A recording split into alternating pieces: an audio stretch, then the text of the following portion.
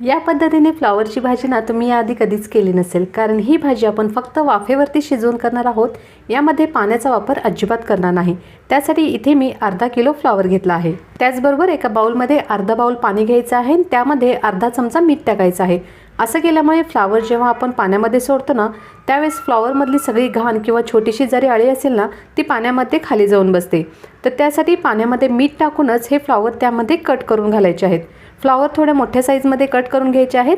त्याचबरोबर एक मोठा कांदा उभा चिरून घेतला आहे, आलं लसूण हिरवी मिरचीची पेस्ट आणि ताजे हिरवे मटार एक छोटी वाटी घेतले आहेत। कढईमध्ये फक्त 2 चमचे तेल घालायचे आहे, कारण सर्वात प्रथम आपल्याला फ्लॉवर भाजून घ्यायचे आहेत। पाण्यामधील सर्व फ्लॉवर काढायचे आहेत आणि 2 मिनिटांसाठी गॅस मध्यम आचेवरती ठेवून ते भाजून घ्यायचे आहे। 2 मिनिट फ्लॉवर भाजल्यानंतर त्याच्यावर डाग पडायला चालू झाले ना की परफेक्ट भाजले गेले ते ओळखायचं। ते साईडला काढून घ्यायचं आहे। त्याच कढईमध्ये 3 चमचे तेल घालून त्यामध्ये जिरे, मोहरी, हिंग पावडर, आलं लसूण हिरवी मिरचीची पेस्ट घालायची आहे, कांदा घालायचा आहे आणि ताजे हिरवे मटार घालायचे आहेत। इथे तुम्ही फ्रोझन मटार देखील वापरू शकता।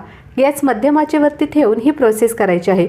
यामध्ये 1 चमचा तिखट, अर्धा चमचा हळद, 1 चमचा धने जिरे पावडर, अर्धा चमचा मीठ, अर्धा चमचा गरम मसाला घालायचा आहे आणि हे सर्व जिन्नस व्यवस्थित मिक्स करून घ्यायचे आहेत। यामध्ये भाजलेले फ्लॉवर घालायचे आहेत, व्यवस्थित मिक्स करून घ्यायचं आहे। गॅस आता मंद आचेवरती चालू करायचा आहे। याच्यावरती प्लेट झाकून 10 मिनिटांसाठी हे वाफेवरती शिजू द्यायचे आहेत। 5 मिनिट झाल्यानंतर प्लेट काढायची आहे। भाजी खालीवर व्यवस्थित करायची आहे। आणखी प्लेट झाकून 5 मिनिटांसाठी वाफ काढायची आहे। असे केल्यामुळे भाजी सर्व बाजूनी एकसारखी छान अशी शिजली जाते। तर तुम्ही पाहू शकता फ्लॉवर अगदी व्यवस्थित शिजले गेले आहेत।